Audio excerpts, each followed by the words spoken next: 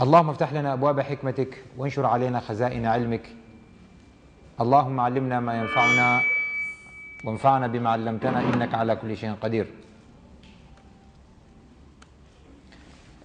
My dear brothers and sisters, I salute you all with the salutation of peace. Assalamu alaikum wa rahmatullahi wa barakatuh. It is indeed a pleasure. It is an honor for us to gather tonight once more to discuss one of the most important topics. A topic that is so dear to everyone's hearts, and that is talking about youth, talking about teenagers.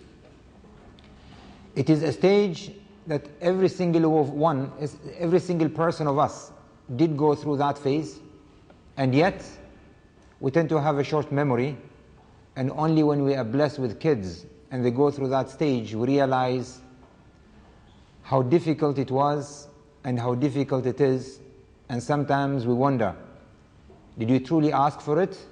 Because when people get married, they always desire to have kids.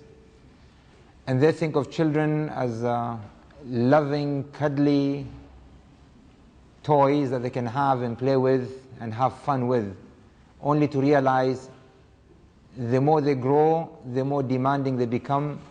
The more they grow, the higher the maintenance they become.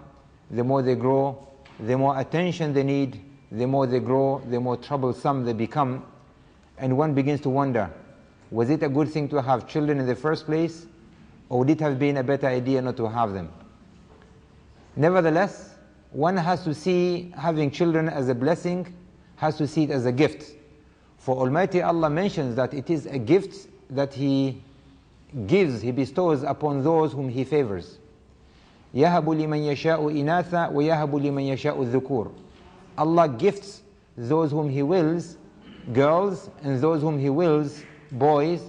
أَوْ يُزَوِّجُهُمْ ذُكْرَانًا وَإِنَاثًا, or He gives them both boys and girls.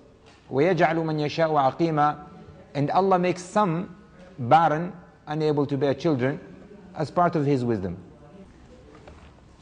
With that in mind, today we're going to talk about this very crucial stage.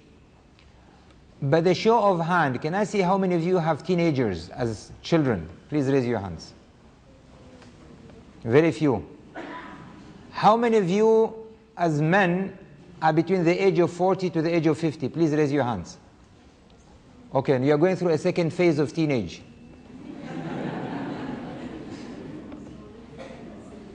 How many of you are below the age of 9? Below the age of 9. We have 1, 2, 3, below the age of 9. Below the age of 9.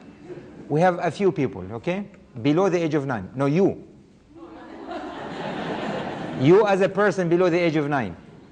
Do you have anybody below the age of 9? Nobody. No, first phase. Nobody. Okay. So in that case, you've all embarked upon that stage, that phase once upon a time, or you are going through that phase for the first time, or maybe through the second time, or you have children, or you're expecting children to go through that phase, or you have brothers and sisters, or you have relatives who are going through that stage, or you know a friend or someone who seems to be complaining or having difficulties managing the children or teenagers, whether boys or girls. So tonight, we are gathering here to try to understand. Once we understand, then we can begin to think how best to make that phase the most enjoyable part rather than the most torturous, treacherous times that we go through. The first thing that I would like to hear from you, and I don't know whether you have mics to go around, but whatever you say, I will echo back.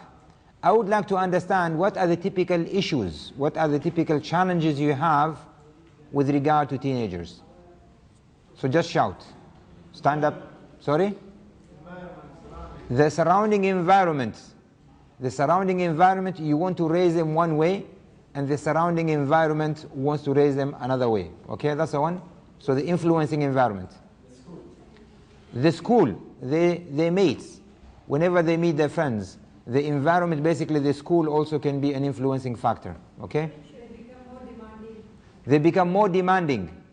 When they become more demanding, basically they say, give me, give me, give me, and they don't want to contribute.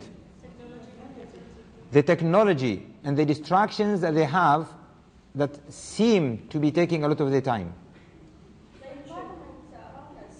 The environment, yes. Creates that, it creates something like teenagers have to be different, although it may not be the reality. Okay, the environment from the media to the fashionable environment to the friends to the social media, it all portrays that teenagers have to be totally different. They have to be a breed of their own. Okay? Anything else? Curiosity. At that age, they're going through exploration phase, and sometimes out of curiosity, they may try things that could be dangerous or harmful to them. Isolation. What about isolation? They close themselves in their own rooms and Okay. They basically isolate themselves, and they do not seem to fit in the environment. They don't want to socialize with family. They don't want to have family visits. Yeah, they prefer to be alone, together. Okay, birds of feather flock together. صوت ما يسمع. Excuse me, what can we do? Okay, anything else?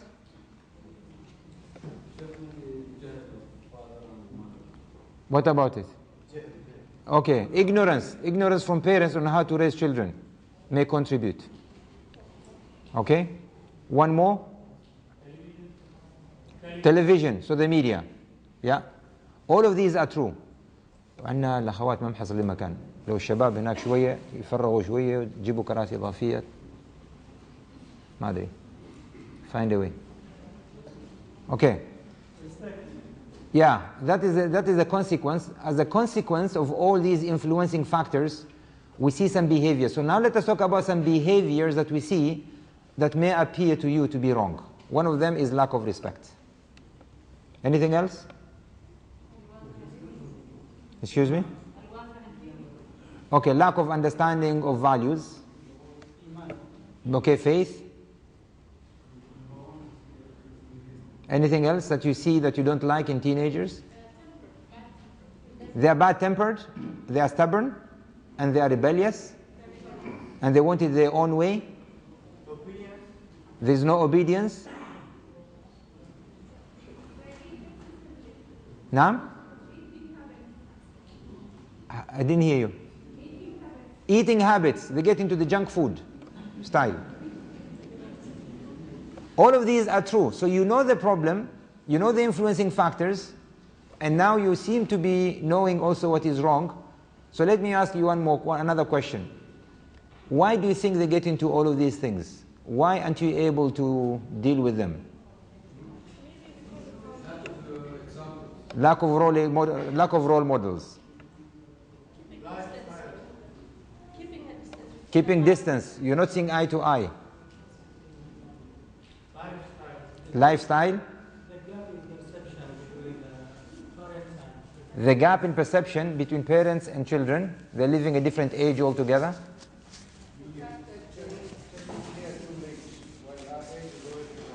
Okay. We don't seem to take care of them early enough, and then by the time we want to deal with an issue, it's a bit late. Naam? we buy them with gifts. We try to blackmail them by buying gifts to them. Yeah? Okay? Sometimes you want to raise them the way you were raised. The fact they think they know better than you. Yeah? Congratulations. It's just a phase they go through. You just have to accept it and live with it. Okay? Yeah. Now, let me try to give you my understanding of teenagers. First of all, we all need to understand from the age of 9 to the age of 17, that is the age where every single person will go through, and when they go through, they are going through a transition period. They are going through a transition period of shifting from being children to being adults. And in that phase, the priority to them is all about seeking identity, wanting to know who are they. So in seeking identity, what they want to do, they want to explore, they want to try. And as they keep on trying, they are searching for a model. They are searching for a role model. They are searching for good examples. And one thing as human beings, irrespective of age, irrespective of gender, irrespective of nationality, irrespective of creed, irrespective of civilization, as human beings, we need to understand two things. Two things that drive every single person. The motives of life are only two. If we can understand these two, then we can begin to understand other people, and at the same token, understand ourselves. The first motive in life, somehow, we all wake up in the morning, shouting loud and clear, telling the world, we say, I am here. Hello, I am here. Do you hear that? Someone heard me. And someone says, I am also here. You didn't mention me. Sorry. From birth to death, we find ways to say, I am here. For example, just now we've heard a baby, a toddler. What do babies, when they are born, when they are infants, what do they do to say, I'm here? They cry. When they cry, what do? We react. We pay attention. We lift them. We hug them. And then they say, oh, you notice that I'm here. Very good. Now they begin to crawl. They begin to crawl now and they begin to walk. What do they do to say I'm here? They break things. They try to touch things that they're not allowed to touch, from hot coffee to breaking the vase to holding the knife to climbing the stairs or the ladders. They try to do things that may appear to us to be dangerous, but they do that in order for them to say, hey, I'm here. When they do that, how do we react? We jump onto them, we lift them, we ensure they don't get into harm, and then they say, oh, so you notice also that I'm here. Now they begin to go to school. What do children do when they go to school to say, I'm here? We have mainly about 2 or 3 categories at school that they would say, I'm here. One group would become troublemakers. When they become troublemakers, suddenly the teachers, the administration, the principal, all the way to parents, attention is being attracted and they say, I am here. Can you see me? Fantastic that you notice me. Another group, they try to be smart, they try to cooperate so they can get the stars and they can be called champions, heroes, whatever. Now they become teenagers. What do teenagers do? Let's begin with boys. What do boys do when they become teenagers? What do they do to say, I'm here? They try to do things out of the way. Examples. What do they do at home to say, I'm here, as teenagers? They become rebellious. They appear to lack manners. Now they begin to answer back. Now they become fussy in terms of what food to eat and what food not to eat. They begin to set their own agenda. They begin to have friends. They begin to want to go out. They begin to ask for more independence. And now they become a bit more of teenagers. What do they do when they go to shopping malls as boys?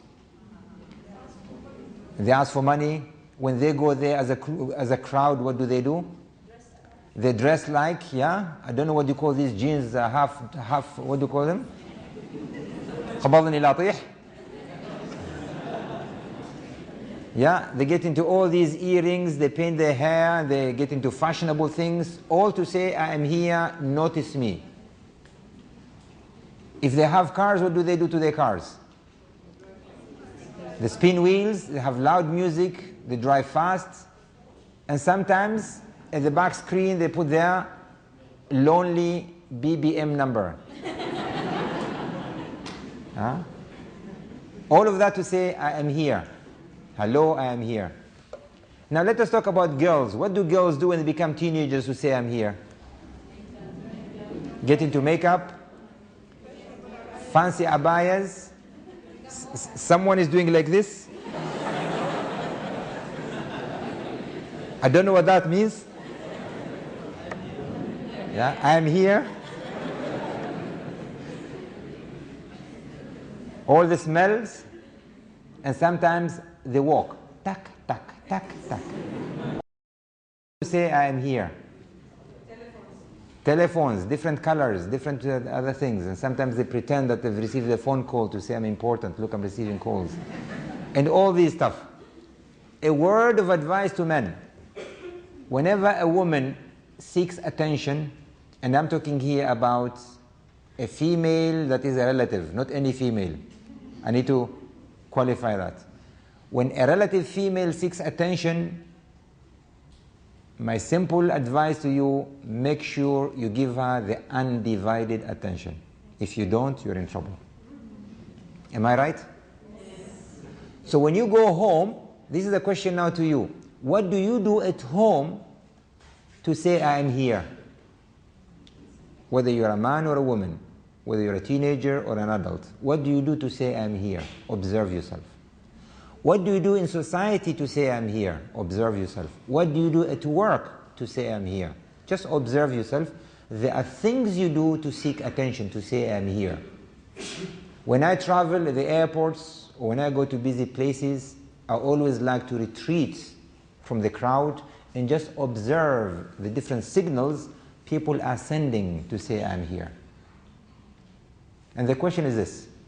Why do people demand attention? Why do they want to be noticed? They are social beings. They are social beings, absolutely. Even beyond that, why do they seek attention? Why do they want to be noticed? They want to belong. They want to belong, absolutely. But there is one more important thing.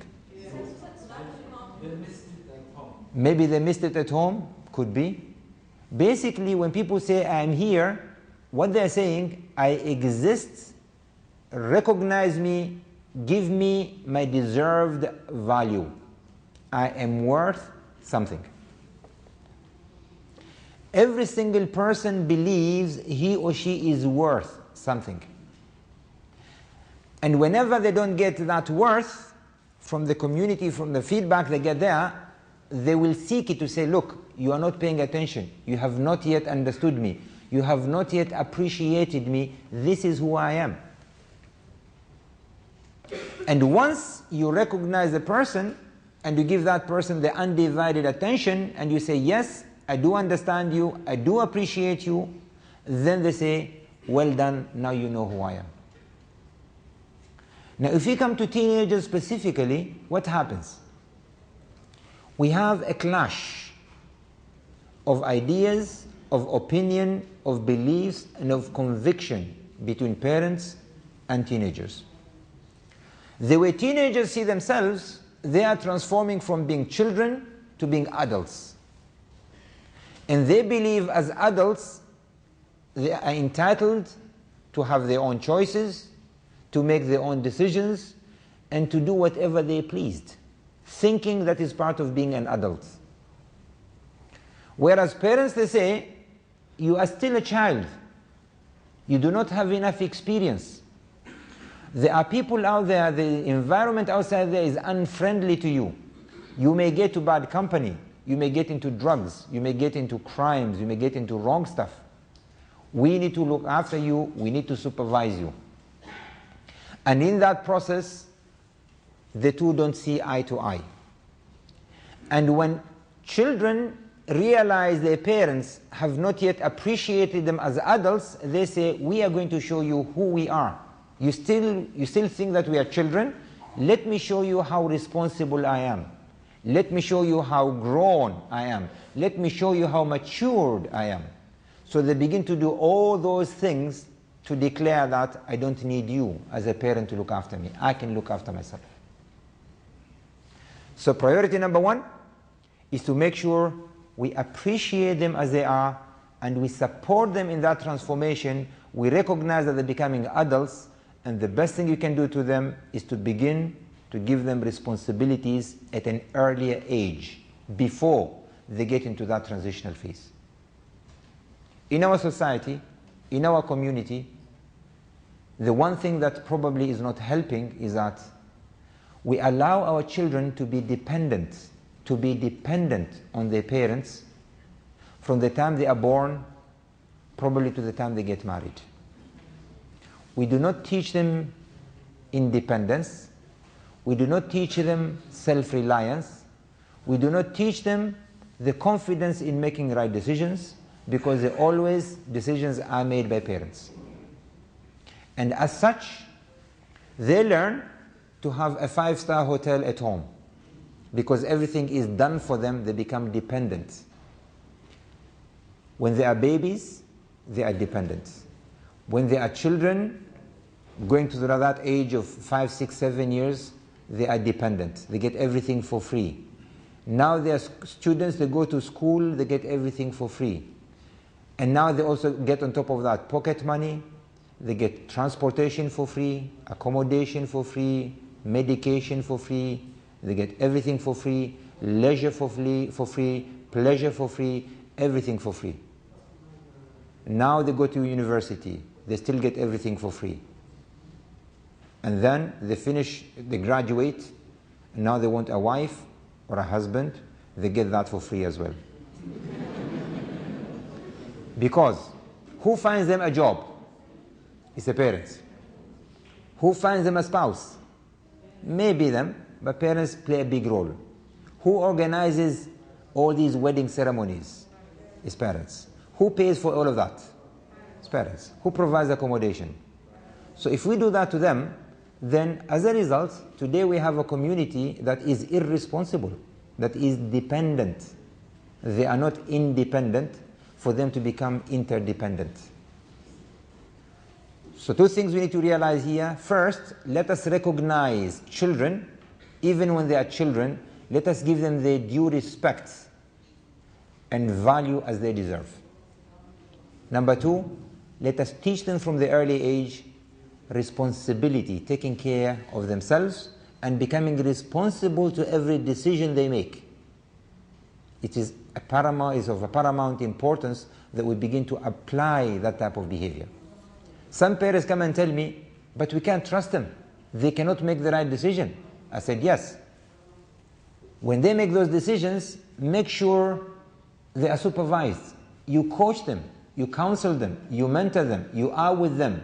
Give them an opportunity to make wrong decisions, small as they are, so they can learn from them. And begin at places where it doesn't hurt. As an example, I recall myself as a parent. My boys, when went through that stage, before I understood all of these tips and hints on how to deal with them, they were 9, 10 years old, 11. Summertime would come because they've done well in school and studies. It's time to reward. They say, I want a reward, I want to buy a watch. As a parent, what do? I take the kid, the boy, to the shop. I ask him, choose a watch. He chooses a watch that is colorful, that is fancy, maybe doesn't even work. He says, I want that. As a father, being an engineer, I go for practicality. I say, look, this is not good. Better buy this one, which is a digital watch. Look, it has dates, it has a watch, it has stopwatch, it has a timer, and then it has all of this stuff. It's good that you buy this one. Plus it has got all dates, including weeks. It can tell you exactly. And then it has alarms as well. It can wake you up. He says, but I don't like it. I says, no, you don't understand. This one is not good for you. And then you get into the debate. Eventually they have to give in, because it's either my way or highway. So they said, okay, I'll buy it. Within 2 days they insure that they break it or they lose it, because it was not their choice. Then now they want to go and buy clothes. Now they go with the mother. They go there, they look at fancy, colorful clothes, and the mother says, no, that doesn't suit you. This is better for you. No, I don't like it. No, yeah, this suits you. And then eventually they have to give in, and as a result they lack confidence in themselves. They keep on relying on a father or a mother to make decisions, all the way to their adulthood. Which means that when they go through that transitional period, and biologically, physiologically, emotionally, and mentally, they are going through a change, then they will begin to be influenced by other people, because now they rely on other people to make decisions for them. And when they go out, the first thing that happens to them, when they are with their friends, with their peers, or with the media, the first thing other people do that you as a parent has failed to do, they get valued by their friends, by their peers. They say, wow, wow, you look cool, man. Really? Yeah, wow, look at you there. And that immediately raises their self-esteem in front of their peers. When they come home, what do they hear? They hear the opposite. Girls is the same thing. I always say, in the house, if a father fails to provide the affection to his daughters, they're going to seek it outside. Because usually men at home, they appear to be blind, deaf, and dumb towards women. Do you hear that? They said, yes! And when they go out, what do they hear?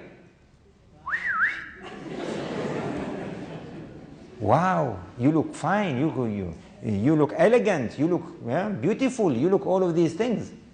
And suddenly they hear, though, the self-esteem goes up outside at home. When it comes at home, it has to be quenched, it has to be suppressed, and as a result, you know what? Where do they enjoy being the most? With their peers and outside. Self-esteem is important. The Prophet of Islam, sallallahu alaihi wasallam, said it 1,400 years plus. He said, "Anzilu nasa manazilahum." Anzilu nasa manazilahum. Give everybody their due, deserved position. Everybody is worth something. And how do you demonstrate to the person that you appreciate them? You have to do 3 things to them. Number 1, accept them as they are. Accept them as they are. Your duty is not to change anybody. Nobody has the authority to go and change somebody. The Prophet of Islam himself was told by Almighty Allah that you have no authority to change people. وَلَوْ شَاءَ رَبُّكَ لَآمَنَ مَنْ فِي الْأَرْضِ كُلُّهُمْ جَمِيعًا أَفَأَنْتَ تُكْرِهُ النَّاسَ حَتَّى يَكُونُوا مُؤْمِنِينَ. If your Lord has willed, He would have transformed everybody into believers. Do you then forcefully coerce people to become believers? إِنَّمَا عَلَيْكَ الْبَلَاغِ. Your duty is to deliver the message. Your duty as parents is to guide, to support your children to become adults. So one thing is that accept them as they are. Number 2, find some goodness in them. Find some goodness in them. To find some goodness in them is for you to shift the focus from focusing on problems to focusing on solutions. From focusing on what is wrong to focusing on what is right. Typical modus operandi at home, every time you do something wrong, we will tell you you've done something wrong. We'll counsel you, we'll coach you, we'll tell you, we'll give you a piece of advice. The modus operandi that we are promoting and advocating for is catch me doing something right. As an example, imagine a kid comes home with the score card. All A's except one has got a red circle. What's typically the conversation between a parent and a kid? How does it start? We focus on the red. How come you got this on the red? We thought you were clever. What happened to you? So we focus on the mistake. 5 A's, 1 E, we focus on the 1 E. At school, when does a student get to see the principal? When there's a problem. At work, when does an employee get to see the big manager? Or when does the manager call the employee? Same thing. When I go home and tell my children, I want to have a conversation with you, what's the first thing they think of? I have done something wrong. Even worse, when you look at the mirror in the morning, what are you searching for? Mistakes, flaws. You're searching for flaws. You see a white hair, shock of your life. You find a way to make it disappear. You have a spot somewhere, you don't like it. You search for mistakes. So typically as human beings, I don't know why, we tend to love searching for mistakes. What we are advocating is search for what is right. We are told that Jesus, peace be upon him, when he was walking with his disciples, he passed upon a dead goat, a dead sheep. The disciples said, what a stinky smell, a rotten smell that is coming from this carcass. Jesus, peace be upon him, said, Ma abyada asnanaha. What wonderful white teeth does this carcass has. He searched for something right and he promoted it. I recommend as parents you go and buy a book called Whale Done. Whale Done. Whale, you know the big fish? Whale Done. It sounds like well done. By Ken Blanchard. The gist of the story is this. It's a small booklet. A person who was successful in his career, really going places, being promoted, becoming successful, the more he went up the ladders, the lesser he saw of his family, because he had more responsibilities. And somehow the communication gap between him and his family began to grow. When he would go home, the wife would be complaining, children would be complaining, you're not spending time with us, you don't care, you don't this, nowadays you're too busy with your work, blah, blah, blah. And then he would try to say, look, I'm doing all of this for you, etc. I'm really working hard so I can give you a nice, comfortable living, etc. And every day, every week, they would have a fight, a quarrel at home. So realizing he's about to break his marriage, he decided to take time out. And they went on a holiday, a family holiday. Part of the family holiday was to go and visit an aquarium. And there they had one of these shows where the dolphins and the big whales would make all these acrobat movements. As he was sitting with his family observing these fish jumping, he said, look, this is unnatural to the fish to make all these movements. The trainer was able to communicate with the fish when they don't speak the same language. How did he succeed to convince the fish to do what he wants when I speak the same language as my family and you can't seem to communicate? There is something fundamentally wrong. Now I need to know the trick. So after the show, he approaches the trainer. He says, can you tell me, what's the secret? This is my situation. And here you are communicating with the fish, and you are able to make the fish do these movements immaculately. What's the secret? He says the secret is very simple. You want to know the secret? Please go and buy the book.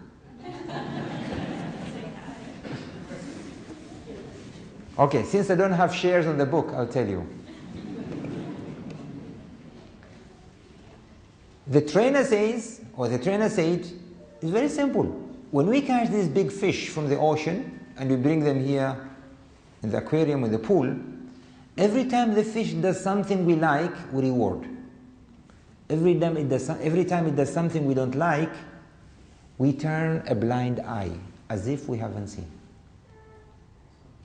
And the fish begins to learn the only way to attract attention is to do something these people like. And then we begin to build steps, movements, till we perfect it the way we want. My suggestion to you is this. So the book, the gist of the book is catch me doing something right.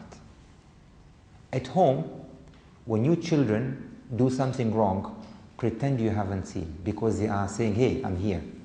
Whenever they do something right, pay attention, say, I have noticed you. I have noticed you. I have noticed you. It may appear to be difficult in the beginning. And the question is, you choose. The minute you make the game and they realize when I do something right, I get attention. When I do something wrong, nobody pays attention. Eventually they begin to want to do the things you want rather than the things you don't want. Because that is where you're paying attention. Please remember this statement.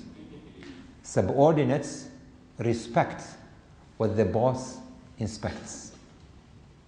At home we say, children respect what the parents inspect. What you inspect, they'll give you more. What pleases my boss fascinates me. So by you paying attention to the right things, they'll give you more. Just now, 5 minutes ago, my son sends me a message. I'm going to read it to you. It's in Arabic. He says, my marks out of 30. Social studies 23. Physics 30. Sports 90 out of 100. English 28. Islamic studies 29. Chemistry 29. Social skills, how much did they get there? 91 out of 100. Mathematics 27. Arabic 28. I didn't ask him to send me this, but he knows I only want good news. What does he give me? He gives me good news. And then I respond immediately to him. ما شاء الله هكذا عاهدتك متفوقا ومتميزا بارك الله فيك وإلى الأمام دوما إن شاء الله. I haven't met him. What do you think his self-esteem is right now? Proud of himself. When I go home, I can guarantee you he'll want to come and say salam alaikum to me, and he's going to show me his big smile because he'll be waiting for more praises from me. Yeah? That is the secret. Focus on what is right and they will give it to you. Is the message clear? So that's the first thing as human beings we seek. Value me. Value me. How do you value me? Number 2. Every single morning, we all wake up and we all tune in to one famous radio station. It's the most famous radio station in the world. And it's called WIIFM. Have you heard of that station?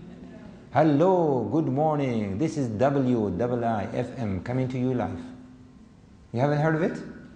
It's called What's in It for Me.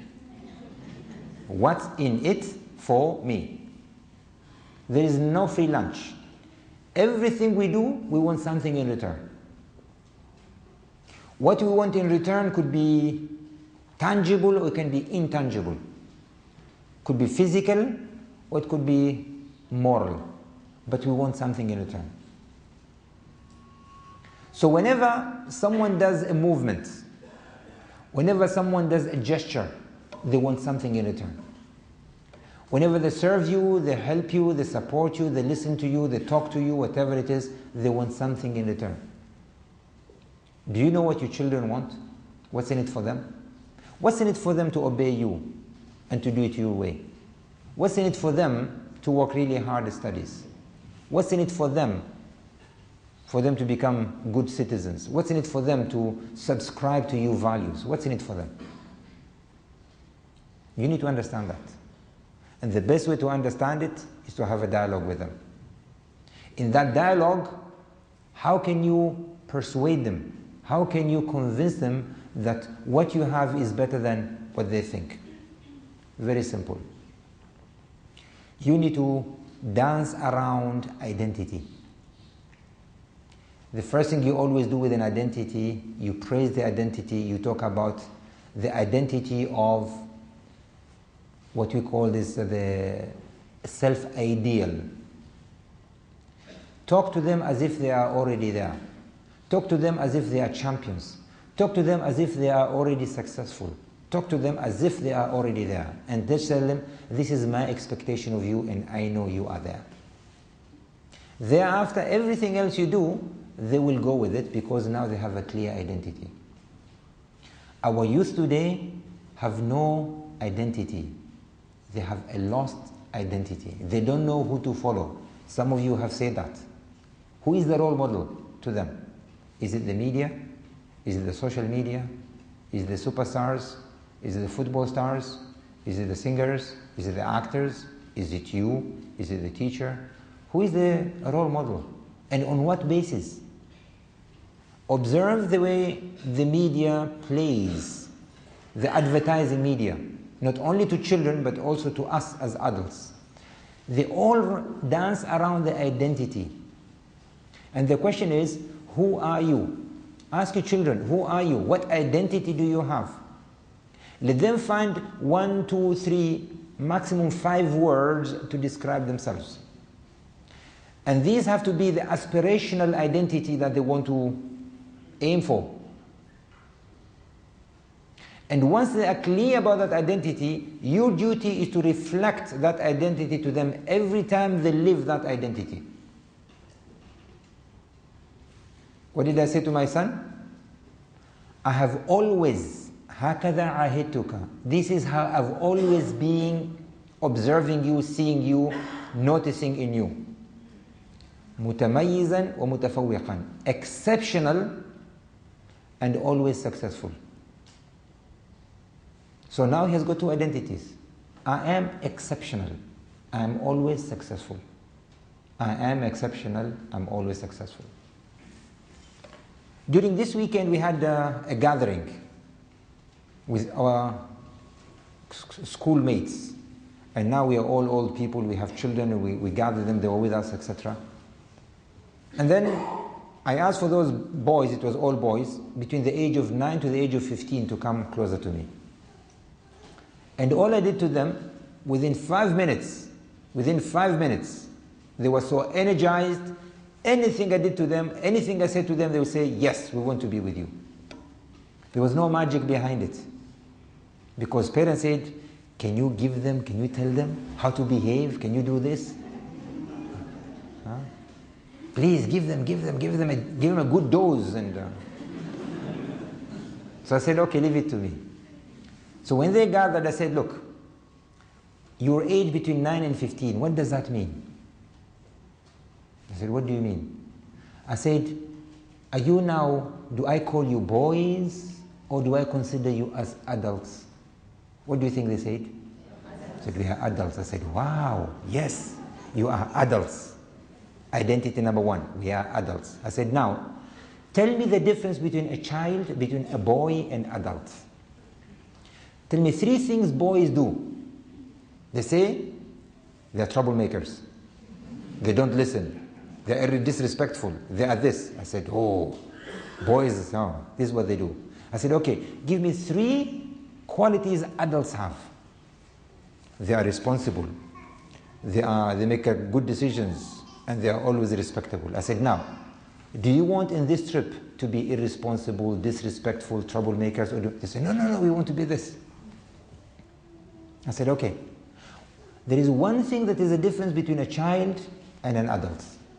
Eventually, I cajole them to say, adults are responsible, they make responsibility, they realize the responsibility, and children are irresponsible, they are carefree because they are dependent. I said, now, if you agree on the word responsibility, let me suggest with you that adults are responsible, you specifically at your age, you have to be responsible with 3 things. You want to be successful? They said, yes. You want to be at the top? They said, yes. Do you want to be champion? They said, yes. Do you want your parents to be proud of you? They said, yes. I said, look, be responsible on 3 things. Number 1, your relationship with Allah is your responsibility. Don't wait for parents to remind you about praying. You are responsible. Because you are worshipping Allah, you're not worshipping your parents. Now tell me something you will do to tell me that you are responsible in your relationship with Allah. And then I asked them that question. And they said, well, I have to pray on time. I said, wonderful. What else? I have to make sure I don't miss a prayer. I said, wonderful. What else? I have to make sure that I recite the Quran every now and then. I said, wonderful. What else? And they kept on mentioning. I said, wonderful, wonderful, wonderful. And someone was writing them. I said, now, second thing you have to be responsible is in your studies. Because when you study, it is you who is benefiting, not your parents. Would you agree? They said, yes. I said, now, tell me 3 things for you that you can do to demonstrate to me that you are a responsible adult in your studies. Without failure, they mentioned about 20 things. From studying hard, from paying attention to the class, from participating in the class, from doing their homework, from looking after their bags, from preparing for the exams. And they kept on mentioning many things. I said, wonderful. I'm really proud of you. Because you seem to know what is right, you can make the right decisions. Number 3, If you want to be successful as an adult, your manners will speak louder than anything else. With manners, your behaviors, your attitude, your habits. Tell me 3 things a responsible adult has in the form of manners, in the form of attitude, in the form of behavior, in the form of habits that truly makes him or her successful. They talked about respect, they talked about appreciating others, they talked about looking after the environment, being good listeners, and being responsible, mentioned many, many things. I said, now, let us repeat it one more time. Are you children or are you adults? They said, we are adults. What is the difference between a child and an adult? A child is irresponsible, an adult is responsible. Are you responsible? They say, yes. Are you responsible in what? They said, in a relationship with Allah. Give me something that makes you responsible with Allah. Prayers, fantastic. Second, are you responsible for what? For our studies. And by the time we finished, they were so energized. The next day, I asked them the same question, and they were all able to answer that. I said, now, I'm going to reward you. With that reward, a promise that you're going to keep that personality. You're going to keep that identity, because I have a lot of respect for you. And everybody will give them a token of reward. Thereafter, I didn't have to search for them. They were searching for me. So there's no magic behind it, my dear brothers and sisters. Key thing with children, key thing with adults, key thing with teenagers is to appreciate people and to give them the deserved respect and value. If you can do that, you are starting to appreciate people, you are starting to win people. Once you respect those people, you show their appreciation and you show that you value them, thereafter they say, you understand me, you know me very well, you are my friend, you and me are together. Then you win their trust. Once you win their trust, you can mold them in any way you like. The answer is that I've given lectures and Friday prayers, Friday speeches on this subject, and it's available on Facebook and YouTube. Yeah, but inshallah, we can have another session in Arabic. And it's been recorded. And then my suggestion is that you now as parents, it's been recorded. If you want a copy, contact the organizers. And I think it's going to be uploaded on YouTube. So please take the time to translate it to your families. But inshallah. We have a question here at the front. There was a question here. Muhammad? No, Muhammad. 3rd row, 4th row. Ladies, prepare your questions as well. Thank you, Sheikh Khalfan, for the lecture today. But I think it does not only apply to children, teenagers, but it also applies to the husband and wives. If we start doing with our wives the same thing, the children automatically will pick it up. Absolutely. So the other way. Yeah. Thanks. Thank you. Yes, indeed. But we talk specifically about children because a lot of parents complain about that. We can have another session to talk about husbands and wives. His and hers. We have a question there. I don't know, is that Suha? I don't know. Yeah, okay. Yeah. Microphone. No, أعطي ميكروفون عشان نسمع. Yeah. Do you ever discipline your kids, means ground them, or if they really do bad, like don't do their homework, do you believe on grounding them or take something away which is they really like it? I used to do that. I no longer do that. I used to do that. Not anymore? Not anymore. I don't believe in grounding. I don't believe in disciplining. I don't believe in punishing. Why I do that? Because the self-esteem is fragile. تقدير الذات يعني يمكن يكون مهزوز. If I fail to win them, somebody else is going to win them. So anytime they may do something wrong, we have a chat.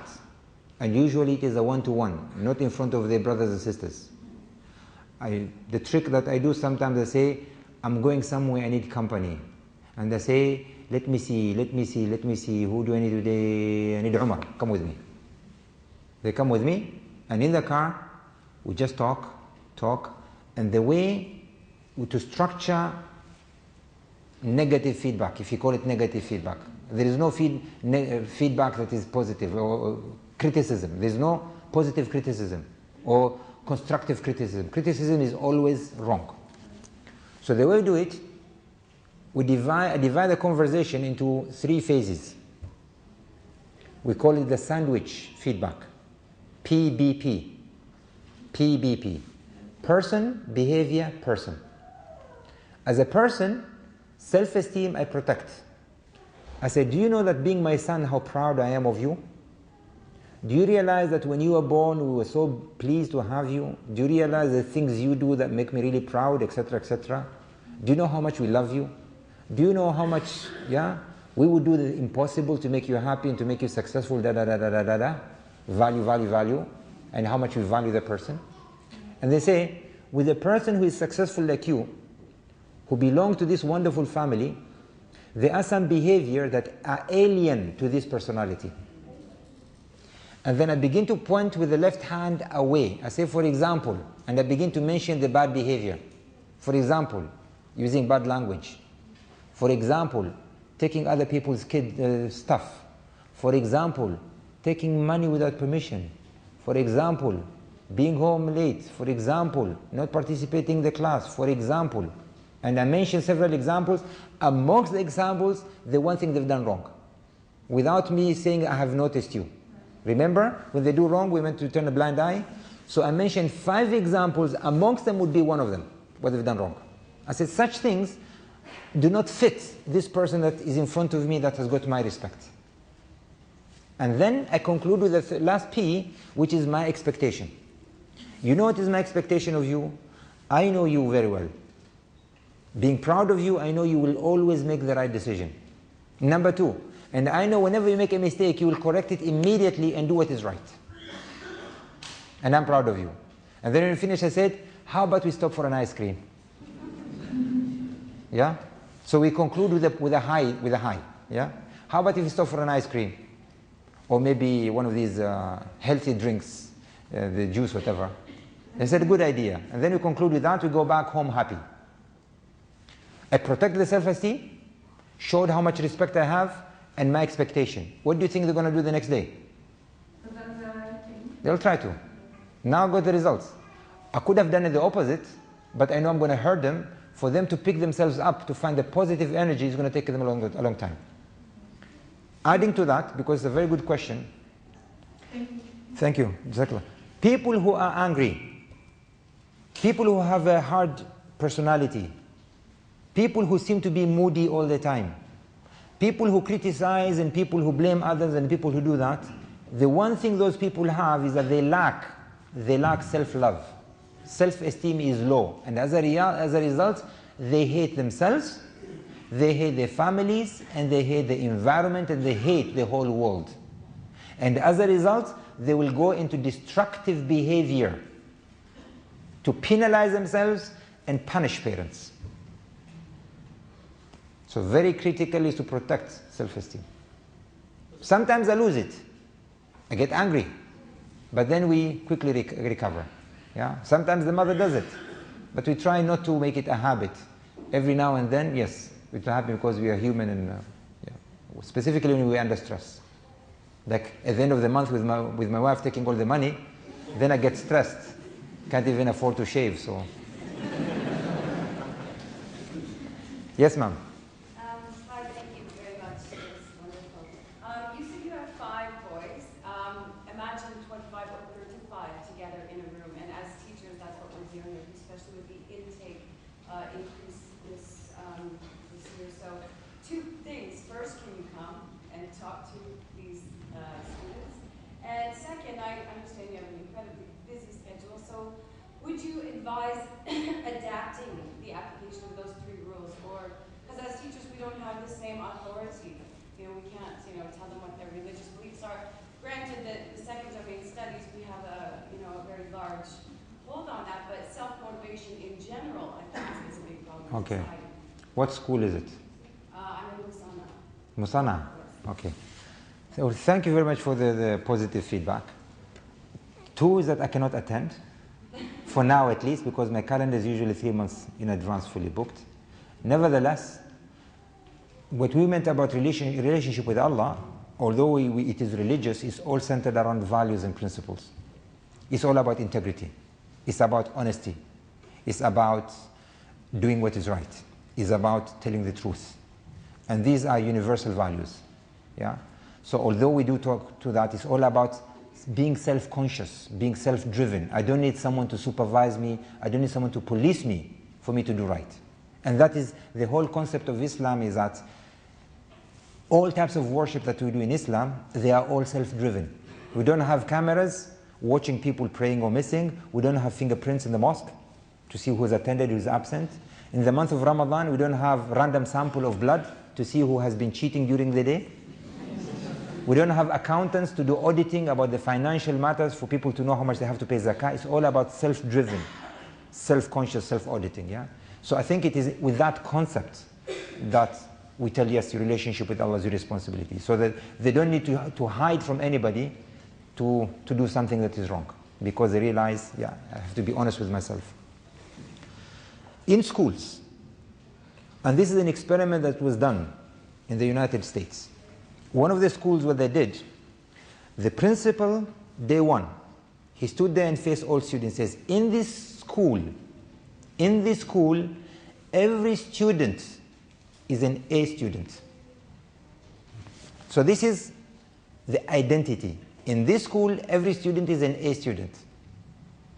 And you and us, we are going to team together to ensure you maintain your A. It's not that you achieve it, you maintain it. As a team, we're going to work together, because in this school, we have none other than champions. Injecting that moral energy into them, self-esteem, making them believe in themselves. In Oman, we have an example, the math genius. Math genius is nothing that is so special. The whole idea behind it, when children come there, from day one they are called genius. Genius Muhammad, genius Saeed, genius Sarah, genius Maryam. Everybody's a genius. Within 1 month they prove to themselves that they are geniuses, because they can do something their parents can't. So they go home and they show off. After 3 months, we invite them facing a crowd, and then they begin to present their talents. And everybody, wow! They say, yes, I'm a genius. Say, not because you're a genius in math, we are a genius in all subjects. They go to school, and you know what? They believe that they're genius, and they become genius. So you as a teacher, my suggestion is this.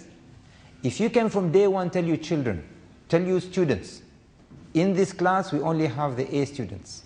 We are going to work together to make it. And you make them believe that. And you say, a classical difference, I wish at home, in schools and society we can implement. There are two ways to have a dialogue. The worst of all dialogues is for you to tell. When you tell, you are spoon feeding. When you tell, it's your ideas. It's your world.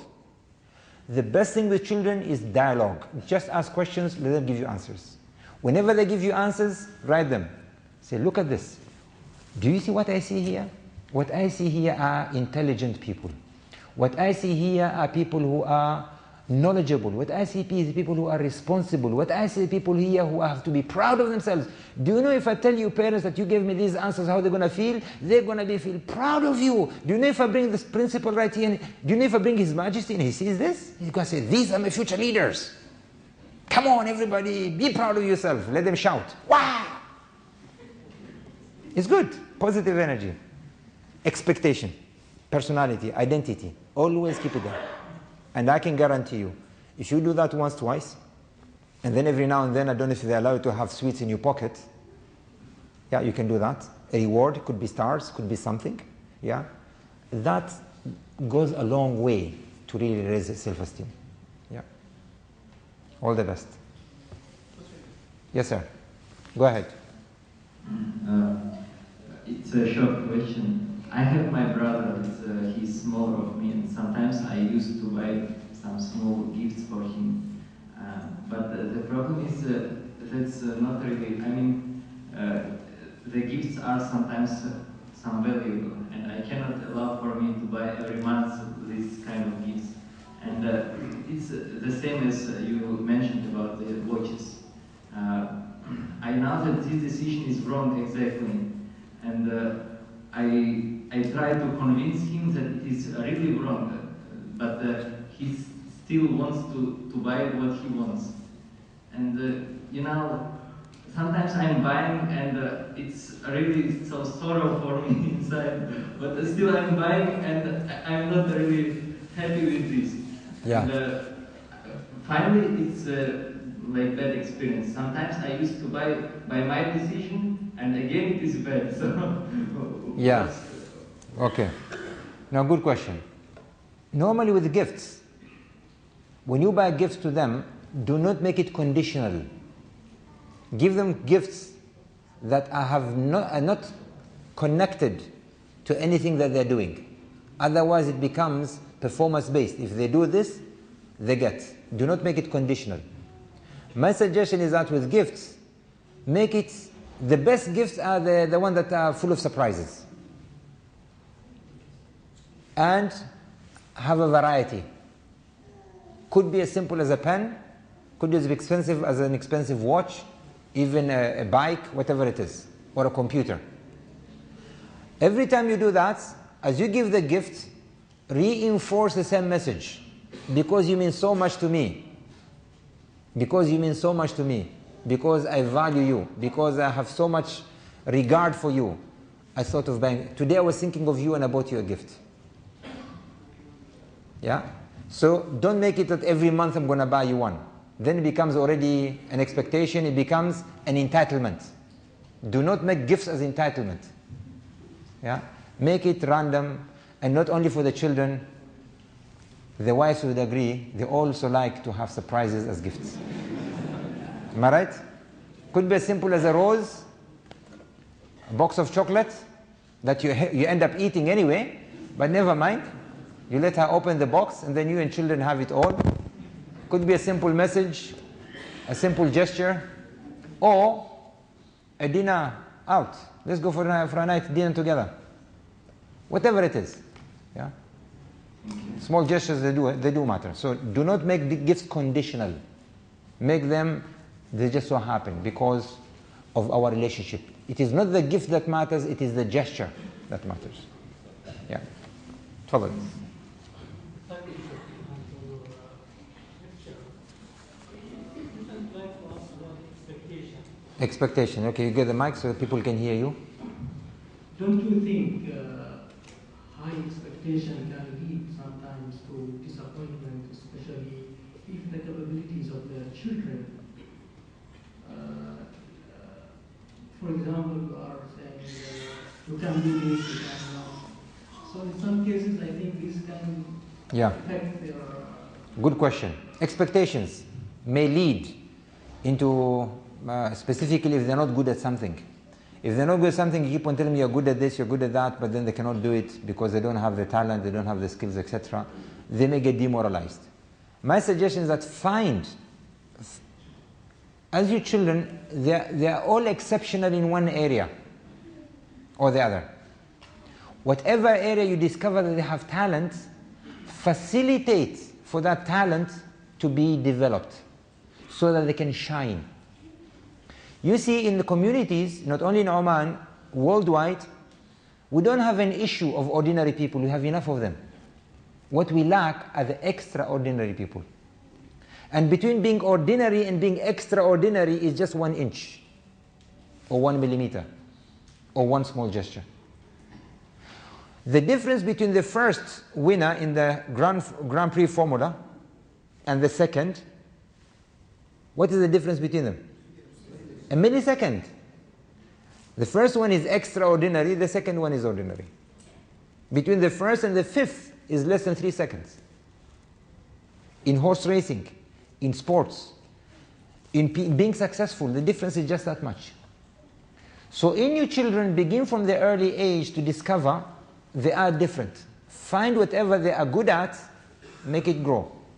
For example, at home, every single one of them has got a title based on their strength. And we keep on embedding that, developing it, giving them an opportunity to discover more talent. Whatever talent they discover, they get a title for it. Umar, as an example, he's independent, he is courageous, he can face a crowd, and whatever circumstances, he'll always tell you the truth. Now, in his school, he's been labeled as Al Jazeera, what do you call that, a newscaster. No? So now he's got the title of an international TV broadcasting. Yeah? Usama, on the other hand, he always thinks logic, strategic. He just wants to talk about big subjects. So we called him a leader, strategic leader. Sarah, on the other hand, she is always reading, drawing, and doing all this stuff. Yeah? And then we tell her, you are an intellectual person. Yeah? So everybody got. Muhammad is sociable. Throw him in any crowd. He stutters, whatever, throw him anywhere, within 3 minutes, he will know everybody. We say, you are a fantastic diplomat. Yeah? So everybody find what they're good at, let them believe they're good at that, because that's the talent, and nurture it for them to shine. Once they shine, other people are going to tell them the same thing. When others tell them, it reaffirms.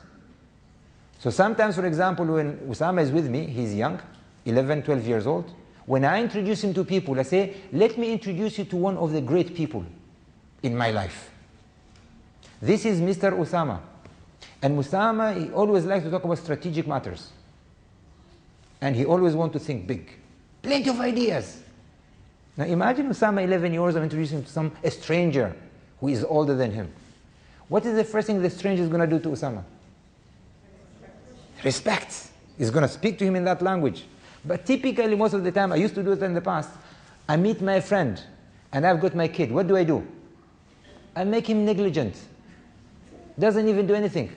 I just go and speak to him, speak, etc. When we finish, we go. Don't introduce him to the kid. How does he feel? He feels small. And he remains small. Yeah? So I think we need to facilitate. Unfortunately, sometimes it happens, yeah? Someone is introduced and says, my kid, he says, I hope he's good like you. He says, oh, he's hopeless, he's hopeless. In front of him. Yeah. Oh, hopeless. So now, can you imagine the identity of giving in front of a stranger? He hates himself. Next time, he doesn't want to come with me. Yeah? I hope that clears. Thank you. So, Wa alaikum assalam. I have like 3 questions, but I'll just make them short.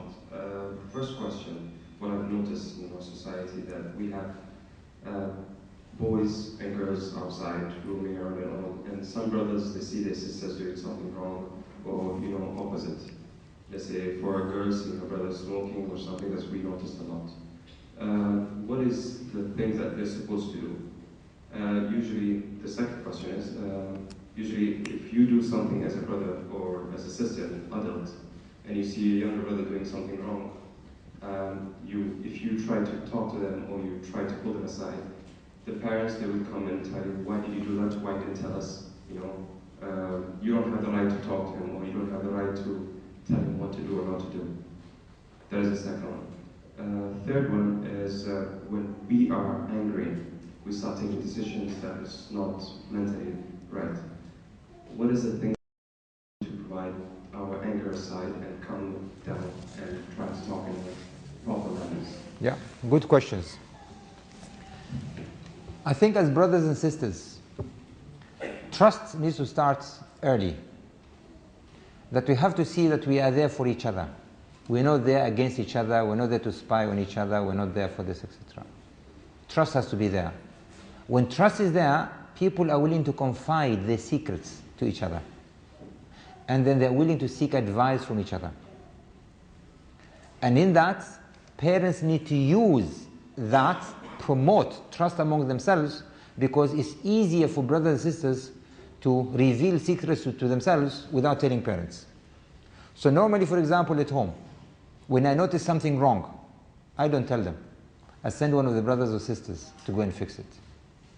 I said, recently I have noticed this and that on your brother or on your sister, and I need your help. I know they would listen to you. Yeah? And I leave it to your judgment on how you go and talk to them. And they know the style is PBP. Yeah? And then I said, I trust you're going to do the right job, and I know you're going to do the right job, and may Allah, through you, guide your brothers and sisters to do the right thing. 3 days later, if that person doesn't come back to me to tell me they've done it, I'll go and ask. I said, did you approach the person? What was the response? Yeah. And then that's it. So, in answering your question number 1, promote trust among themselves. They are there for each other, not there against each other, in order so that they can confide to each other and look after each other. Because I'd rather they have advice at home from their brothers and sisters rather than them seeking advice from somebody else outside. 2, when they do something wrong, anybody, irrespective of age, gender, nationality, whatever, never tell people off in front of others. It has to be a one-to-one. And when you do that in one-to-one, it has to be again PBP. Never touch the self-esteem. You come and tell me something's wrong with me, I become reactive. It doesn't matter. I may pretend to be strong and yes, okay, I'm listening to you, etc. But inside me, I'm boiling. So never ever give feedback in front of people. Always has to be quietly, just like what I've done to Habat and ice cream. Yeah? Make it as a journey because you want to build, you want to protect the long-term relationship. Number 3, it was about being angry. In being angry, the minute emotions take over, logic disappears. So when that happens, the best thing you can do is buy time. Buy time. The way to buy time is to either walk out, walk away, do something totally different, change your focus, take some deep breaths, do whatever. But never stay there facing nothing. Change your focus. A man came to the Prophet, peace be upon him, he says, please guide me. He said, لا تغضب, never get angry. He says, zidni, tell me more. He says, never get angry. Number 3, never get angry. And then he says, if you happen to get angry and you're standing, sit down. If you're still angry, lie down. If you're still angry, go and wash. If you're still angry, go and pray. In other words, keep yourself busy, distract yourself for anger to subside. And the one thing about emotions, please remember this. The only time negative emotions will have power over you is when you react to them. Anger, resentments, frustration, hate, name them. The minute you react, they caught you. If you fail to react, they have no power over you. The opposite is also true. With positive emotions, the minute you react to positive emotions, they elevate you. So the trick is between thought and emotions.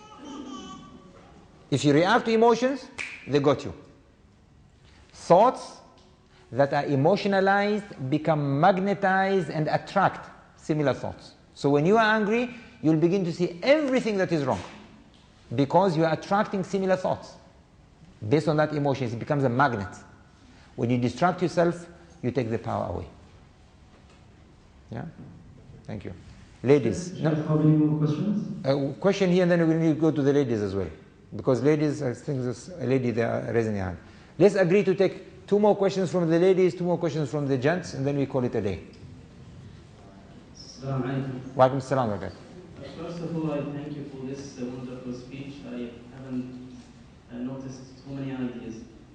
But there is one concern of letting children or do whatever they want. Sometimes they do mistakes, not of making themselves noticed, or they maybe for desired appetite or something like that. So if there is no torture or no punishment, yeah. A punishment, they will say they are free to do it. So that's maybe concern. Yeah. Making mistake. Good question. Yeah. Can we give our children absolute freedom? The answer is no. For example, if I see my child getting to drugs, I don't say I'm not noticing. If I see my child beginning to steal, it does not mean that I'm closing my blind eye. If I begin to see them lying all the time and don't turn a blind eye, all I'm suggesting, there are ways to correct these behaviors. Do not confront directly. Confrontation always leads to resistance. And usually by the time they get there, it means you as a parent have failed to do things right early. By then it is already too late. Because people don't get into drugs, don't get into wrongdoing just like that. It is a gradual steps. So if I fail to win their trust and respect from the early age, eventually they may begin to do all these wrong things. Establishing a dialogue. Telling stories, for example. For example, I want my children to be away from this. I give a story. I say, Subhanallah, today a parent came and told me about this and this about his son. Do you know how the parent is feeling right now? Do you know that this child now that is totally addicted to drugs, what is happening? Do you know about his health? Do you know about this, etc., etc.? I really feel sorry for that parent. And I said, I hope that one day you can retrieve your son and have your son recovered, etc., etc. And then, once I finish the story, I turn to my kids and say, you know what? I am blessed to have you because I know you do the right thing. إياك أعني ففهمي جارة لقد كان في قصصهم عبرة. So I think, and that is why, if you look at the way children grow, from birth to 2 years, give them unconditional affection. Hugging, cuddling, kissing them. From the age of 2 to the age of 4, give them unconditional love. Keep on telling them how much you love them. From the age of 4 to the age of 7, it is when they begin to find a role model. They want to follow someone. And to children between the age of 4 to the age of 7, they see a father and a mother as the best example. And that is the time you see in studies, stories begin to come. That's when they begin to go to school, to kindergarten. And it's all about storytelling. And that is the time you begin to embed the values that you want at that age. If you fail to do that age, now they're teenagers, then you have no one to blame except yourself. Yeah. Thank you. Ladies? Khalas? It's the same questions? Okay? We'll take that. So we have 2 more questions from the... And we've got a lady there as well, so 3 questions and then we close the day. Sheikh Khalfan, thank you very much for this really good speech. For children, energetic children, hyperactive. Most of us, they do have energetic children. What is the best recipe to transform this or transform this energy into something useful to them before it becomes useful to the parents? Thank you. Hyperactive children. Hyperactive children, make sure that you give them enough physical activities. Exhaust them through physical activities. Do not imprison them, confine them. And unfortunately, our schools need to change. Schools were not meant for children. Children we are all born uninhibited, and we are all born fearless. And the first thing the schools do, they inhibit and they instill fear. Sorry about teachers. I know it's not your fault. It's an institution. There are now some schools that have no chairs, no tables. It's all free. The best way children learn is when they move, not when they sit. So I would love to see schools transforming now to uninhibit children when they go to school, because when are they most energetic? It's during breaks. Why? Because they are uninhibited. Plenty of energy. But through plenty of that energy, make it as fun. Yeah? So if you have children, this is a mother who lost her father, her husband through an accident, and now she had 1 son, and she had, I think, 2 or 3 daughters. And the son being lonely, alone, the only male member in the house, he, of course, was hyperactive, and the only thing he can do, the mother, not having anybody to trust, to allow her son to interact with, she confided her son inside the house. School, house, school. So the only thing the son would do is break doors, kick his sisters, break things, become rebellious, and she had enough of him. So she said, what do I do? I said, all you have to do is take him to the beach, give him a ball, let him swim, let him play with the ball. When he comes home, buy him a hammer and buy him nails, and get him some wood. Ask him to make something out of it. Exhaust his energy, so that when the night comes, he is peaceful. Then he can sleep. She did it, and it worked. Yeah. So that is it. If they're hyperactive, don't confine them. Let them release that energy in the right way. Last question from the gents. Yes, and then we have one final from the ladies. Okay. Assalamu alaikum. Wa alaikum assalam. Sheikh, if I just follow up to this question, because I was asking the same question. Now to, what do you call, to consume that energy in energens, you need some activities at home. Yes. And now everybody, or most of us, maybe work up to 5 or to 6, and then when they go back, they are almost tired. And if you have more than 5 or 6 kids, when you go home, you find your wife saying, "I'm really fed up with this kind of, kids." Can we really find a solution for? Because you cannot find an activity every day to give him a hammer or take him to the beach or something. Thank you, Sheikh. Thank you. Where there is a will, there is a way. Number one. Number two, who is telling you to stay at work till 5? What I believe about people who stay longer at work, this is something I have learned from one of my previous bosses who I really revere and respect. He says, if you stay longer at work, it's one of the 3. It's either you are incompetent, or you are inefficient, or you are overloaded. I'm not going to mention places. That is 1. 2, creativity is the name of the game. In Japan, every house has got a workshop. Every house. They spend their free time inventing things, finding ways to do things. If you have boys at home, my suggestion is this: go and buy them some scrap. Engine, bicycles, things that are damaged, broken TV, and give them to play with. Keep them busy outside the house, so they don't break the vase, so the wife doesn't ask you to buy another more expensive one. Yeah, outside the house. And then give them targets. How to use nature to do things. Handicraft. Today we lack today people who have got physical skills.